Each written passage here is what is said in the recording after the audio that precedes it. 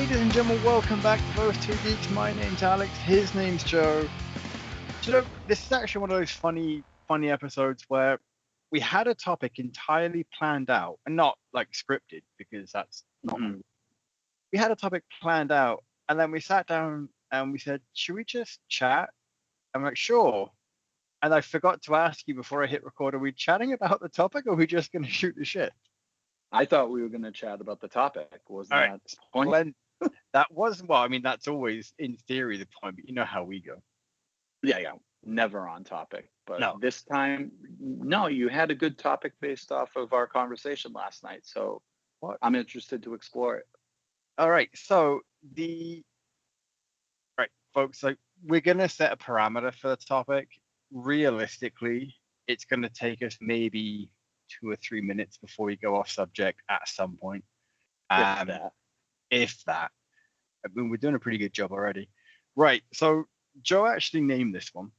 He doesn't know it yet. It is movies that are terrible but have redeeming features. Oh, I'm good. You are good.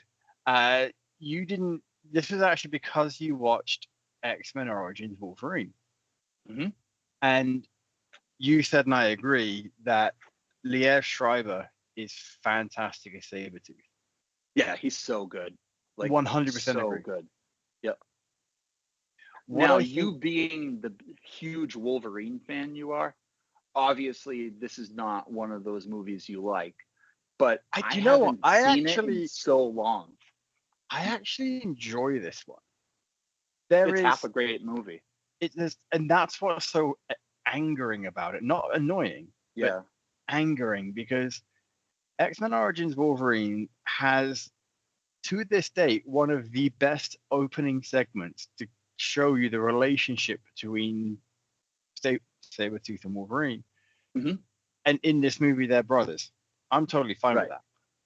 It's unfortunate then it starts to devolve into something that tries to fit into the continuity of the other movies, shoehorns Gambit in, and arguably ruins Gambit for the Fox X-Men movie franchise. See, I whatever disagree with ruining Gambit. I think the age and what they were doing, he's good. So the only reason I say ruining Gambit is that when he inevitably comes back in, if he was going to come back and do it later, he would be significantly older than Rogue. That's true. Yeah. And that's where I thought that was my issue. It wasn't necessarily that I thought Taylor Kitsch did a bad job. I don't think he did. I enjoyed the use of his powers. I thought it was really good. Yeah. I just didn't like the fact that he was early 20s, maybe, right? In the movie. He was very early 20s. And so then you see like Cyclops is maybe 15, 16 when you see him. And then later on, when you get to X-Men 1 or X-Men 2 with Stryker, I would say a good 20 years has passed. So Cyclops is probably in his mid to late 20s, late 20s, early 30s. Right. Rogue is still high school-ish, which would put Gambit closer to 40 than I never thought of that. Yeah, but so is this technically in the Singer continuity? Like, is this supposed to fit with X1, X2, and The Last Stand? I would position to you that until we got X-Men Day, X-Men First Class, everything was within the same continuity. So that's where it's impossible because it's completely full of holes. Because up until that point, we don't know any different. And then they're like, you know what? We're going to reboot it. We're going to do X-Men First Class. And then they just kind of start doing what they should have done for a long time and just throw shit at the wall and see what sticks. And I don't mean that in a bad way, but they're like, well, we're going to have this story in the 60s, right? Well, the next one will be in the 70s and then maybe the 80s. Right. And it just works how they do a movie a decade, and yet the characters don't really age, and you just kind of accept that that's how it is. Yeah, so like I love those movies, the first two, First Class and Days of Future Past. They're amazing. Days of Future Past is one of the best X-Men movies, I would say. Yeah, and it fixes the problems, which is Mm-hmm. so funny. It literally fixes it. So by the end of it, you're like, okay, everything is good. It all makes sense. It flows. And then they completely shit the bed with the next two offerings with the same team. Like What was the Apocalypse next? ruins the whole movie. Yes. I Yeah, never. like Oh, Apocalypse and Dark Phoenix, right? Dark Phoenix is so Mm-hmm. tragic. It's like absolutely awful. But no, so like I haven't seen this in I would say 10 years or so. It's been And a long I time. yeah, and honestly, like I'm on a Wolverine and Deadpool kick right now because like I watched a couple interviews with the whole team with Ryan Reynolds, Hugh Jackman, and the director, and I was like, oh, you know what? I just want to catch up. I Yeah. said, fucking Origins is maligned. It's one of the worst movies in people's eyes. I'm like, I want to see how bad it really fucking is. So I put it on, and I'll be honest, for like the first 30 minutes, I'm like, this is great. Like it Mm-hmm. does the best job of making you understand Logan is almost timeless and going through the decades and like them being in every war imaginable, just like as brothers going on and on and on and on till they get to Stryker. And it was really good. Like even Ryan Reynolds as Wade was fantastic. Yeah. Like fantastic. I was like, oh my God, he was so good in this as He Deadpool at the beginning. he was great, and I Yeah. think the issue with the movie is right up until when you get to the. I would like after Wolverine escapes the Mhm. Weapon X compound and he meets the older people. It doesn't start to go off the rails, I think, until you get to him getting angry, when he's in the lumberjack camp, I think. Once Sabretooth Yeah. comes back, that's when it starts to go. Is it at that Okay. point? So No, you're sorry, it's confused because I'm the old people confused. are way Yeah. after. Yeah. Yeah, no, you're right. So I think after the old people is where it starts to go off the rails.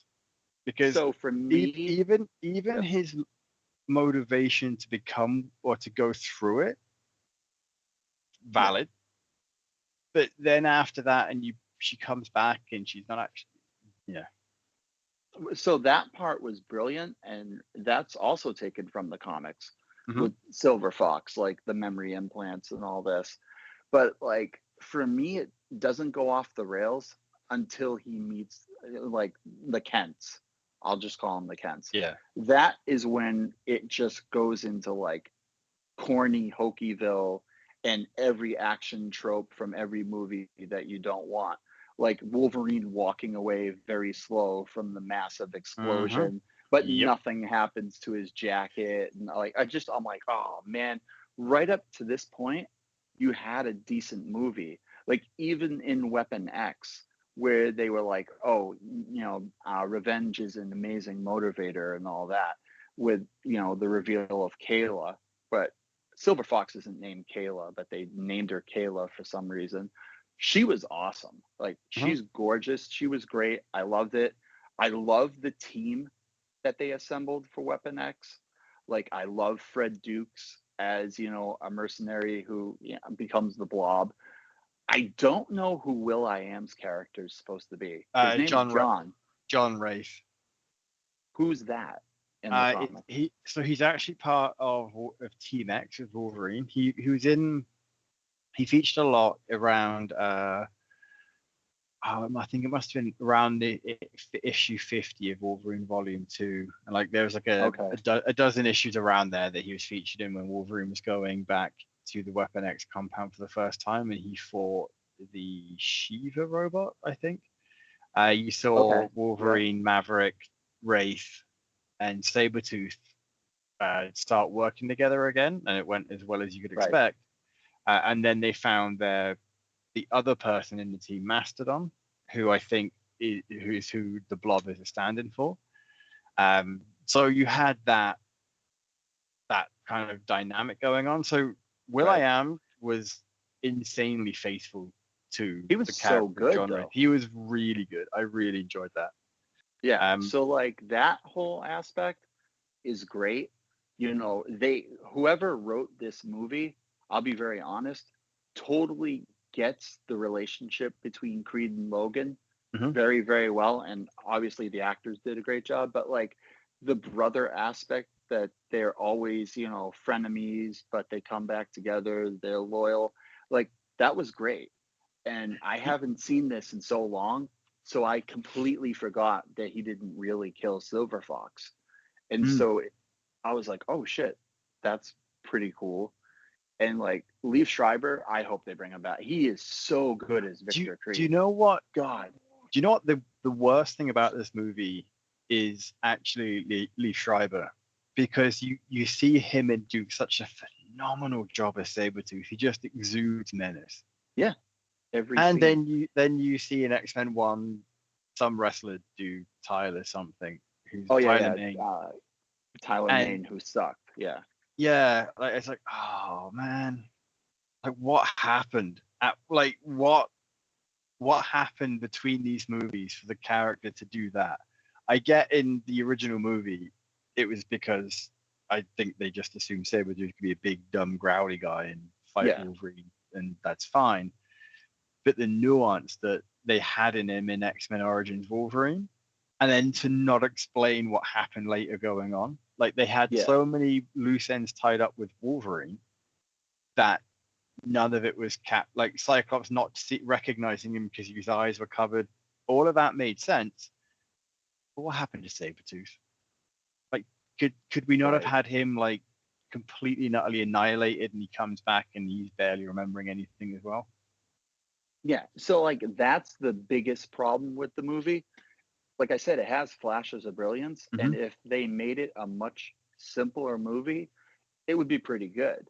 But the fact that they tried to shoehorn the X-Men as kids into it makes it so awful because Yeah, like it it makes didn't zero need to sense. happen.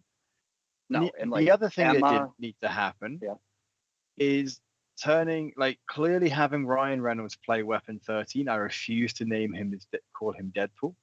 yeah, that was awful. Like Awful. what they did with that character was atrocious.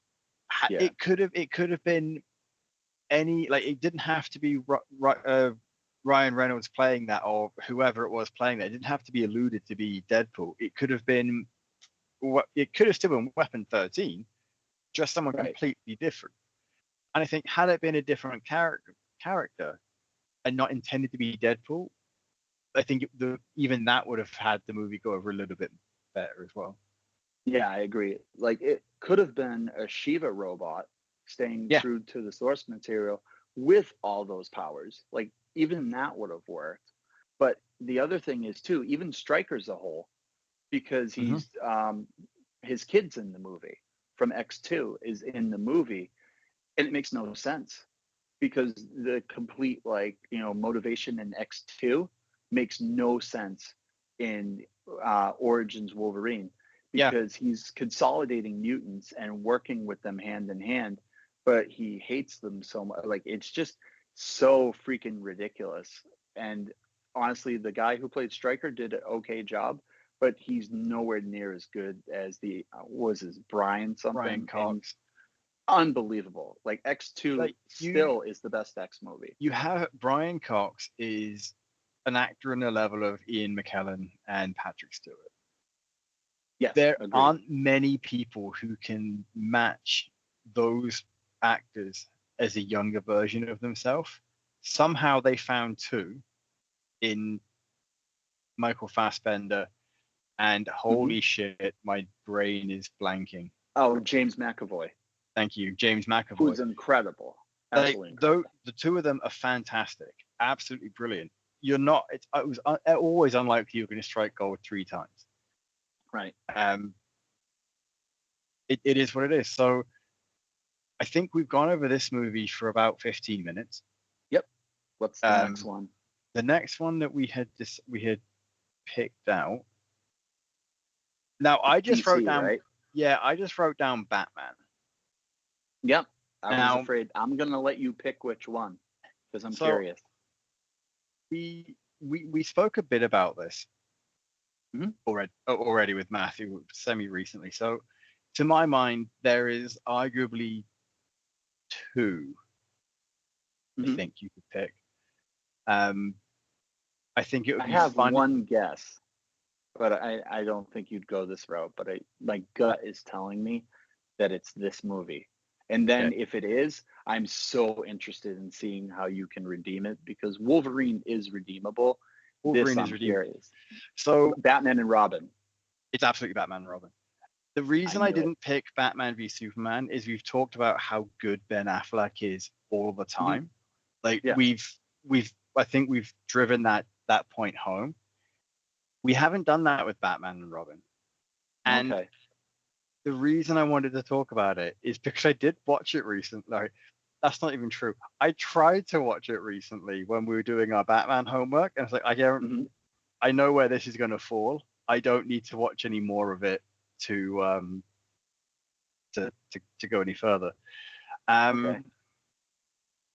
The only thing I can say about it that's positive, one of the few things, it is one of the Uma Thurman. few. No, actually, one of the actual choices made by Joel Schumacher is that you don't have Batman deliberately or accidentally killing someone. It is one of the few movies where he doesn't try or act or try not to, I should say, kill someone. Right. Um, which arguably makes it one of the most Batman-like films. The fact that you could also tie it back to that camp 70s era of Batman where he had all that stupid shit going on. I don't really have much more for it, You're honestly. because I'm stretching. honestly, I'm enjoying it. You're really sputtering here. Like Uma It's like, Thurman was good, but this yeah, film's not redeemable. it's Not as a Batman film, is not as Christopher anything. Walken in this one? No, he's in. No, he's in Batman There Returns. was so there was yeah, like I enjoyed George Clooney. How? He's a good smarmy Bruce Wayne. Okay. Um, I don't think he's playing that Bruce Wayne as the way Christian Bale plays the three, Batman, Bruce Right. Wayne, and then the person in the middle. He's not Right. playing it like that. He's just Bruce Wayne is smarmy, and then he puts on a mask. I honestly, I'm stretching. I don't know if I'll ever watch this movie again. How far did you get? I'm curious. Halfway through, I was Halfway? I was halfway through before you know what I'm putting on something else. I Yeah. can't finish this. I still to this day enjoy Batman Forever. I Oh, will me too. stand I will stand by the fact that Batman and Robin is the worst Batman movie, and I think you agree with me on that. Yeah, no, 100% on like that list. Like I think we could all agree. Did we all agree or Matthew Matthew different? had it. No, Matthew had it at number 9, with Batman v Okay. Superman being number 10. Right. Yeah. Yeah. Yeah. Okay. Fair enough. But like Yeah. this I, movie, I had Batman v Superman at number 9, but again, after watching them both again, there is a significant gap between the two. yeah. See, like I get people's disdain for Batman v Superman. I do. I get Oh, it. me too. Me too. I get it. But honestly, it's not that bad. Like, I mean, No, it's not. some things are, but like, it's definitely not the I worst. I think this is one of those movies that, much like Wolverine Origins, Mhm. has some fantastic scenes that I will Yeah. go back and watch over and over again. It doesn't have enough to pull me in, and usually once Doomsday hits, I just skip right past that. Yeah. No, I I don't agree like with that that. that entire fight sequence. It just does it robs the movie of the energy that it had going into it. Yeah. And No, I can agree. like I think it would have been a stronger movie had the final conflict been like the final action-packed conflict being the Batman v Superman fight, and then all of a sudden, like, Batman actually stabs him with the kryptonite spear, and Okay. then realizes that, wait, shit, you're just a guy, and that you're doing this because they've got your mum. I've made a Mhm. mistake. He rips the spear out and then goes to save his mother, and then it's left ambiguous as to whether, like, Clark actually gets through, and Batman's redemption is in trying to be a better person because he may or may not have actually killed Superman. Like So you would I have don't think ended you it on needed. like a cliffhanger. I would have Leaving it up in the 100%, especially if you're going to do it with the start of the Justice League. You can have Batman try and I've taken the best hero this world has. I need to do something to bring him back, as opposed to right. he realized it because someone bigger and badder killed him. I think it would have been slightly better if you would have had Bruce, especially considering we'd seen Bruce's Batman try and murder people all the way through anyway. I think that would have been a great return to form that he realized he's got to be better at that point. See, I would argue like my interpretation of like if that was your final scene, Clark getting stabbed and like hearing Lois's voice and then like starting to fade out and the credits going. My interpretation of that, if I was seeing it for the first time, like it makes Batman look like a complete idiot. Like I would have still ended, the climax would have been the fight scene between those two, because the movie is billed as Batman v Superman. Yeah. And just like Dark Knight, that was the final confrontation for that story. I would have had that, but I would have concluded the movie with like an epilogue of them going and confronting Lex and putting Lex in jail and, you know, begrudgingly putting their things aside, that you know this will continue, but like you could also end it if you had to. Yeah, I 100% think that the warehouse scene should be included somehow, but beyond that, I think you could have shaved off different parts of that movie to make it better. You could have shaved off Doomsday, Wonder Woman, all the footage of the Justice League. Like it wasn't needed. It made it messy, you know? So I'm going to deliberately shift us on because we'll go back. We'll talk about Batman v Superman any chance we get. We know this. Go ahead. I liked the movie a lot because what it did right, it did phenomenal. What it did wrong, it did wrong. But there's still so much there that for me, when it's on or like when I'm going through HBO Max, I'll put it on. And like the first thing I always want to see is the warehouse scene. Like I love that warehouse scene. I watch the warehouse scene on YouTube more often than I would care to admit. It's amazing. But what do you want to shift to? So the list that we have is it just says Spider-Man, and I don't recall if it was Spider-Man 3 or Amazing Spider-Man 2. It was Spider-Man 3, but I could argue Amazing Spider-Man 2 is worse than Spider-Man 3, I feel. I don't know if I would say that. Why? And the reason I don't know if I would say that is because I think Andrew Garfield and Emma Stone carry Amazing Spider-Man 2 a little bit better than Tobey Maguire and Kirsten Dunst. Yeah, I won't argue that 100%. But what I will argue is like Amazing Spider-Man 2 is nothing like Amazing Spider-Man. No. Whereas Spider-Man 3 definitely fits into it feels the same. Yeah, it's not a great ending, and I think there's a lot of studio involvement. But yes, I agree. I do think that it's a better movie. The shoehorning of Venom into Spider-Man 3 and wrapping it up rapidly kills it. But like I love the dynamic with Peter and Harry until the end. And that's just it. Like I think that as a wrap up to a trilogy, it's okay. Yeah, I think that the thing is, you went from to this day. Spider-Man 2 is the best. Yeah, to this day, Spider-Man 2 holds up, and I would place it higher than almost any other MCU movie. Same, except I agree. I do, because that movie is a masterpiece, and like that was the pinnacle. I would argue that given our age and the impact Spider-Man 2 had on us at the time, and versus how old we were when watching the rest of the MCU, for me, Spider-Man 2 was more impactful than almost any other comic book movie, but especially more than the MCU. Agreed. Like, so the I thing think with me, okay, sorry. I was gonna say I think only Dark Knight and Logan stand comparable to the impact that that movie had. Yeah, I Um, would agree.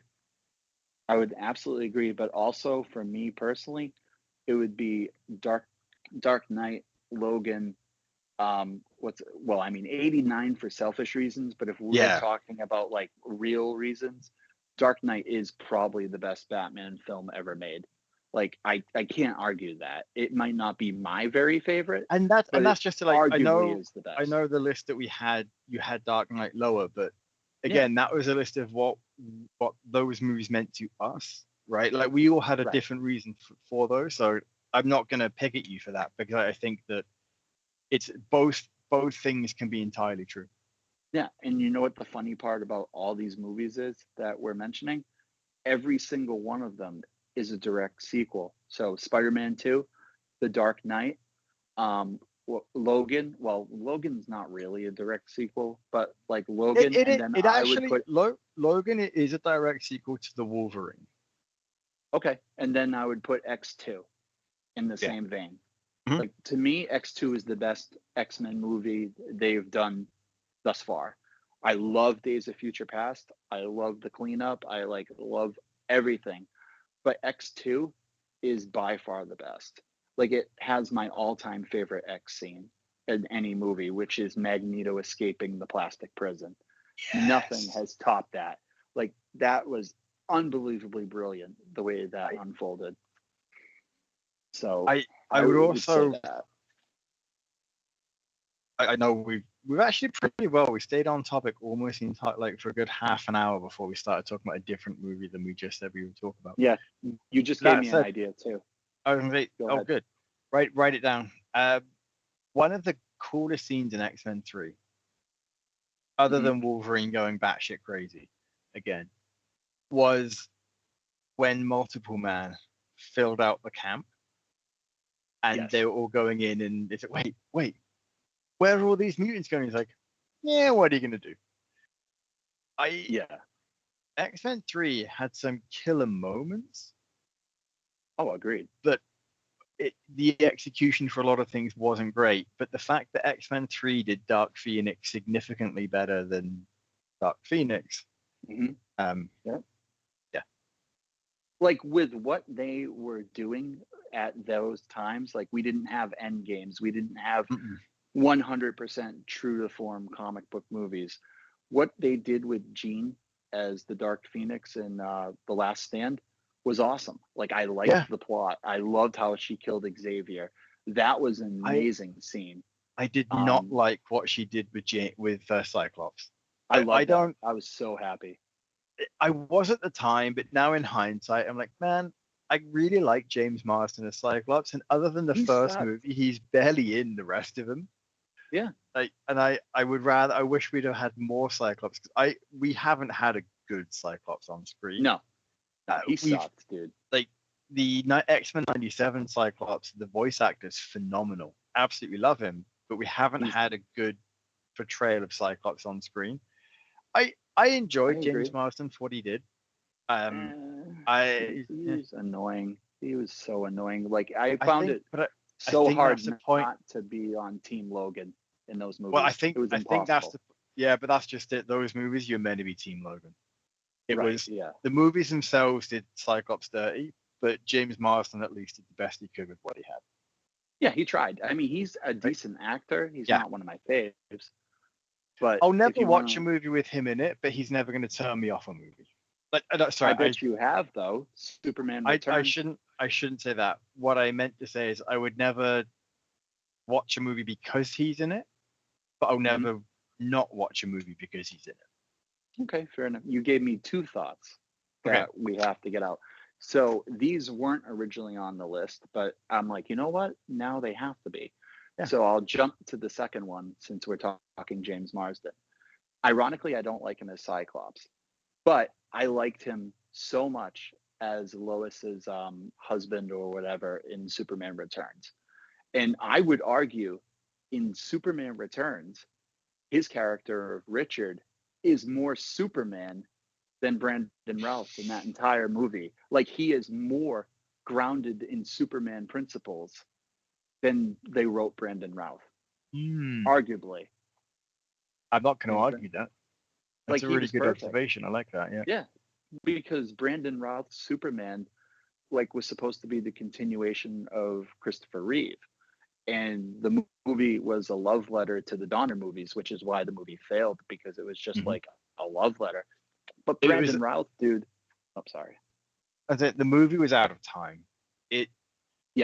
Completely. The Donner movies are still some of the best Superman you'll see on screen. Agreed. However, if they were made today, they would not do well. Yeah, they wouldn't do well in the same vein. Like, if it was the same plot, the same type of style and all that, they wouldn't do well, because we're in a different time. Yeah. But like Superman Returns, I was so excited for when that first got announced, and like all through the, making and everything. That was, when I first saw it the first time, I was like, this movie's fucking amazing. I went right back, saw it again, and saw it again. By the time I saw it when it came out on DVD, I was like, you know what? This isn't that good. And things bothered me, because Brandon Routh stalking Lois outside her house, I'm like, that is not Superman. Like, that is the most un-Superman thing in the world to do, is mess with a married woman, even if it's your kid, which I thought they should have just had balls and told you it was Clark's kid, because it was obviously his kid by the end with the piano. They should have went the whole thing. And that bothered me too. They were too subtle about it. Yeah, but that bothered me too, how that was handled. Yep. Because Lois knew it was his damn kid, and she pretended like it wasn't. So like, both Clark and Lois, the two main good guys, are assholes. Yeah. And then Richard. Yep. And Richard was more self-sacrificing and more Superman and more understanding. Like, Richard was a great guy. Like, he fucking understood when Lois, hung out with Superman. Most men would be like, dude, no, you're not going to go hang out with my wife. And he was just like, listen, I get it. He's Superman. What am I supposed to do? But at the end of the movie, if you're, watching it, you're like, geez, Lois is already with the better guy. Like, Superman is petty and a pain in the ass and like all that shit, which really sucks. It was like Richard was playing the Donna Clark Kent. Exactly. But not Superman, as hokey. No. And in Superman 3, where you had Clark and Superman separate, it was very much like that, except Richard was his own character, but was still clearly inspired by Clark Kent, and Superman was just not. And I don't know if it was Brandon Routh playing him strangely. I don't think that it was. I think it was just the script and the way Bryan Singer directed it. Yeah. He was great for X-Men. I don't think he was good for Superman. Right. Like, I would say it's all Bryan Singer. I've seen Brandon Routh and other like superhero things that he's really good. Like, I think he has acting chops. He has it. But Bryan Singer's script was awful. It was a complete rehash of Superman 1, right down to having Kevin Spacey play Lex Luthor as a cheap version of Gene Hackman. Like, you have Kevin Spacey, who at that point in time was putting out some of the best performances in film and had like renowned movies. He could have done an amazing fucking job on his own take of Lex Luthor. But Bryan Singer's like, no, I want Gene Hackman style. And also Lex wants land again. Like, are you serious? That was the plot. 20 years later, the same plot from Superman 1, which made no sense, because you're growing land that's made of crystals. Where are people going to live? They're going to live in crystal houses. What are you going to farm on? Yeah, I was like, this is awful. And then, you had, what's her name, try to be Miss Testmarker, and she was bad. So, like, the more I think about it, the movie's really bad, even though I liked it back in the day. And that's just that's the running theme of some of these. It's really bad, but we're still. I think let's end on this. Let's make this the final one. Spider-Man 3. I will argue that yes, it's bad. it's the worst of the Raimi movies, but it's also much better than a lot of other offerings. And with a couple things changed and a couple things added, you could have had a really decent movie. Like, I'll go first, then you counterpoint. Mhm. Thomas Hayden Church's Sandman. Brilliant. Yeah. He looked exactly like Flint Marko from the comic book. He pulled off a freaking striped sweater better There is a than Freddy reason that Krueger. he came back Yeah. in No No Way Way Home. I can Yeah. never get the name of that right. Yeah, there's a He reason he was came so back in good. No Way Home, He was right? so good. And the wrinkle of him being the accidental killer of Uncle Ben that you didn't know, that was phenomenal too. So, like, that whole plot with him trying to save his daughter, Peter going on a journey, you still could have had the symbiote, but Venom should have been introduced in a other movie down the line. Venom could have been like the scene with Eddie in the church Mhm. should have been a post-credit scene for, Agreed. like, you didn't need to have Eddie show up, beat him around No. for a bit, and then he defeats Eddie by doing him in with sound, right? That didn't need Right. to happen. But you could have had, like, the Sandman, and was there another villain? Sandman and who? No, it was just It Sandman was and Sandman. Venom. You could have had the Sandman going against against Spider-Man, and then the new Goblin showing up and helping him. Like that, Sandman is a threat in and of himself, and his ending would have still worked without anyone else in there. Yeah, like the thing is, the Sandman was really interesting because for the time, the effects were great.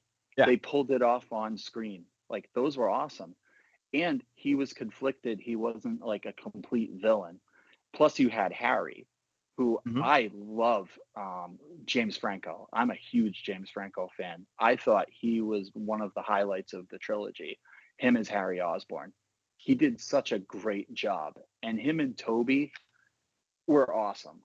Yeah, agreed. But what I didn't like was, like they did a great job because Willem Dafoe was awesome and all that. So it should have just stuck with that. And then maybe Sandman and Peter take down, a screwed up Harry at the end. We didn't need the subplot with fucking, Mary Jane being pissed off because she's a washed out actress. Like, that's not Mary Jane. She's not a frumpy, doubter. She would be like, okay, I'm just going to go do, like, she was supremely confident all the time. She would never be jealous of Peter. So that's why it didn't work. And I always hated Kirsten Dunst's pick as Mary Jane because Mary Jane's supposed to be a knockout smoke show.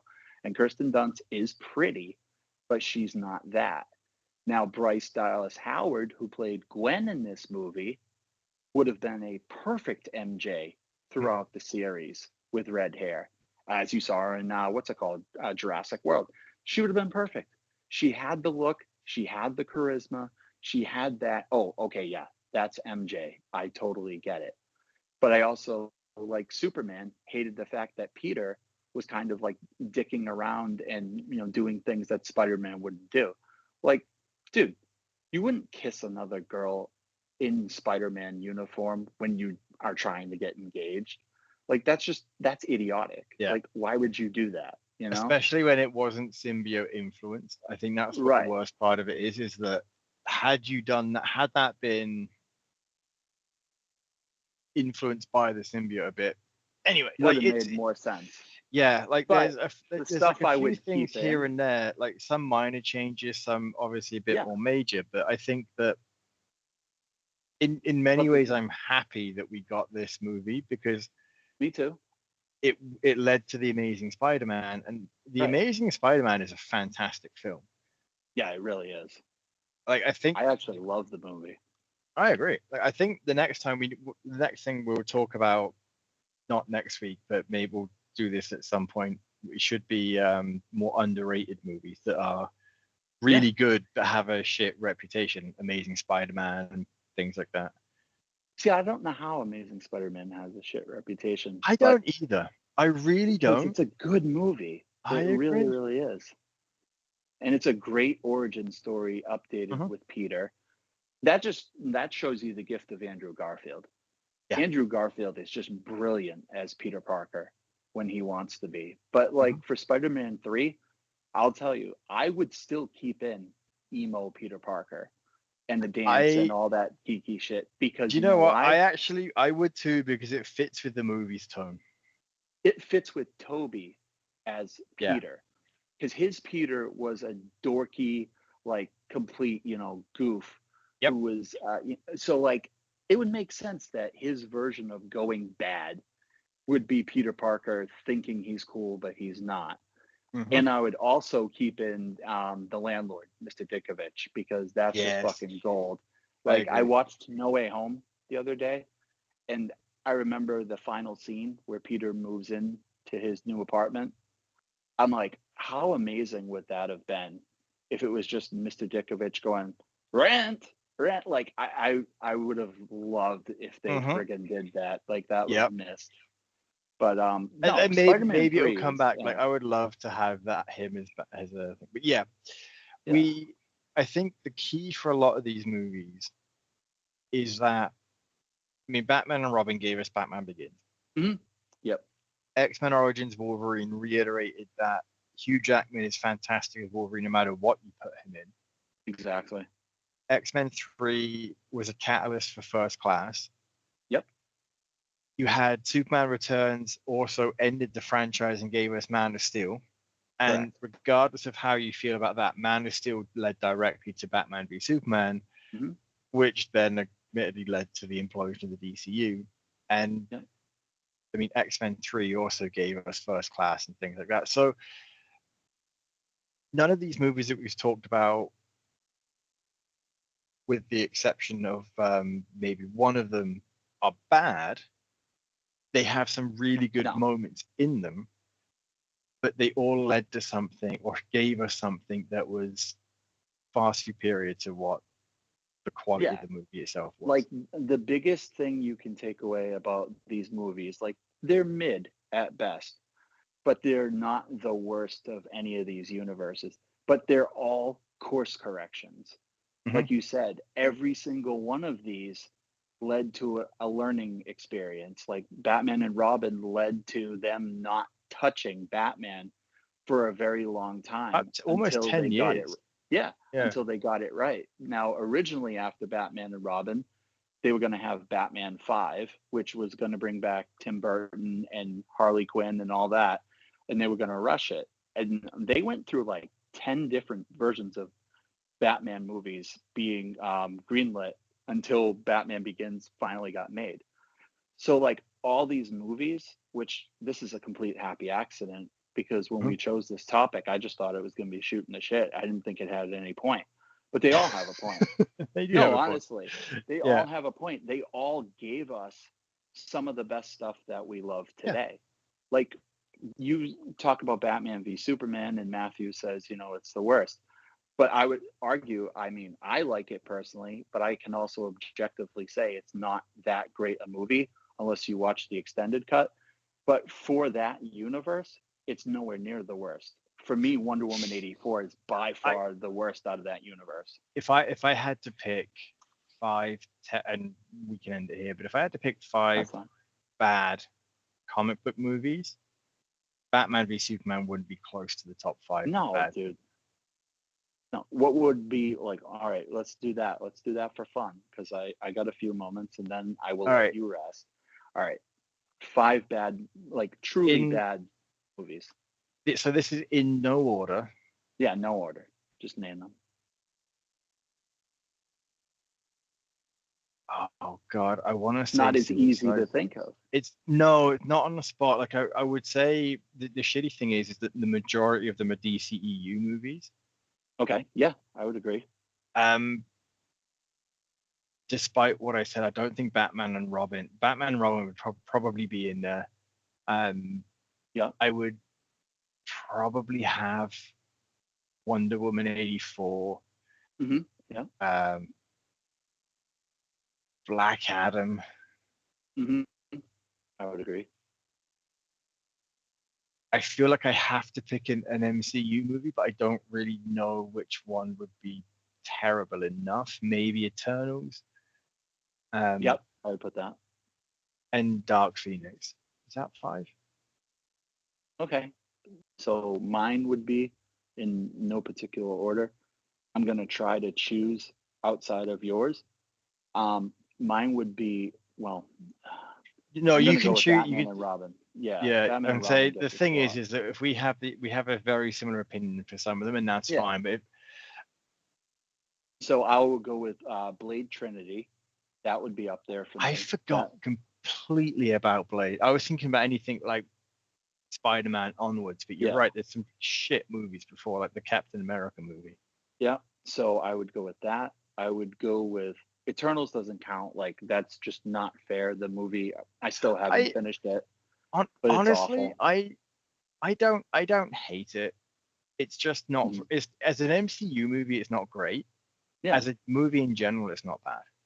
I still don't know how it's getting a sequel. Like I don't know what like deranged person is like, let's do this again.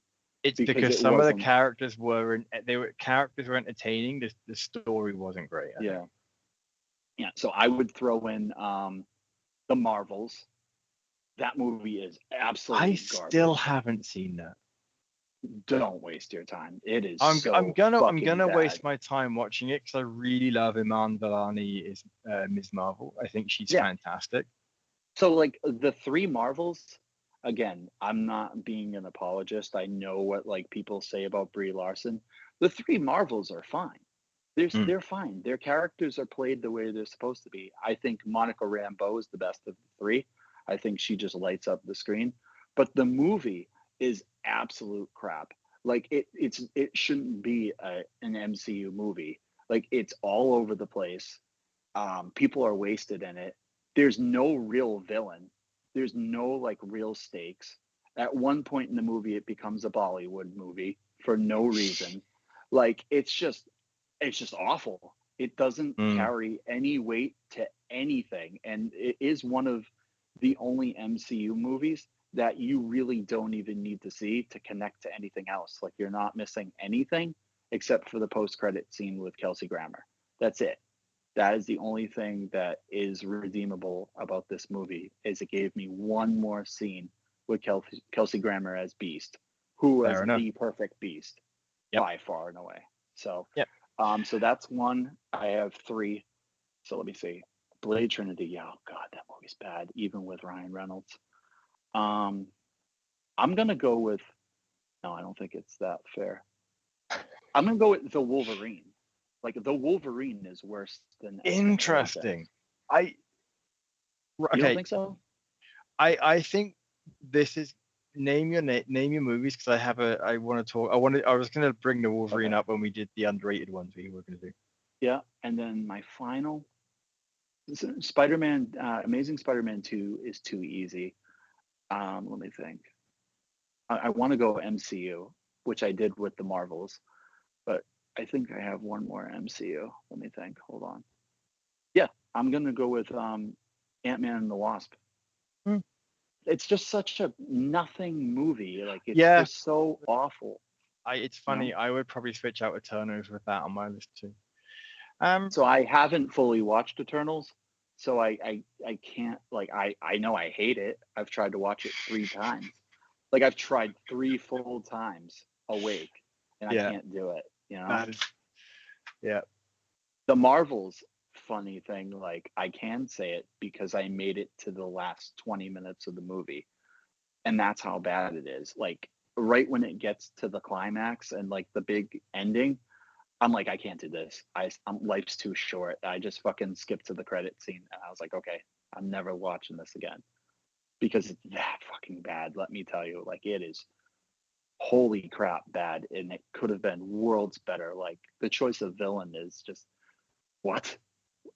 Trust me, when you see it, you're gonna go, okay, I get it. I will watch it one day. Folks. As you can probably tell by this point, we could continue talking about movies. We could. We will one day do. I'd be curious to see how long we could go without a time limit. Just talking we'll about. Put a pin in it for now. honestly, I think it would be an indefinitely long podcast. So, yeah, we'll put a pin in it for now. We will revisit this topic with a slight twist on it. Underrated movies, maybe, or just absolute shit movies. But No, I like usually underrated because that's your column. That would be it great is. to like bring in. And Yeah. it doesn't So have to just be superhero movies. It could no, be like exactly. I think any geek I movie. think if we did that, we should do five each. And if we happen to have a mix of if one of mine is on your list, then that's fine. Yeah, we'll knock it out if it's on the list. Like we'll have backups, Yeah. but like I'll propose this. Let's do it debate style. Like you come with your 5, I come with my 5, and I like that. you take the position, or we flip a coin. You know what's going to happen though. We're going to end up agreeing on most of it, and then the debate.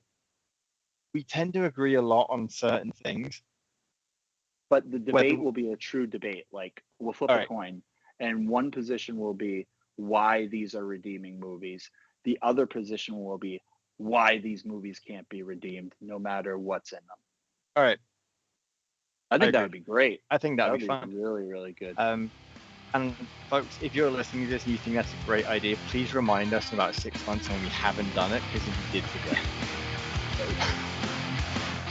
I got like more fun of those. We'll catch up with this.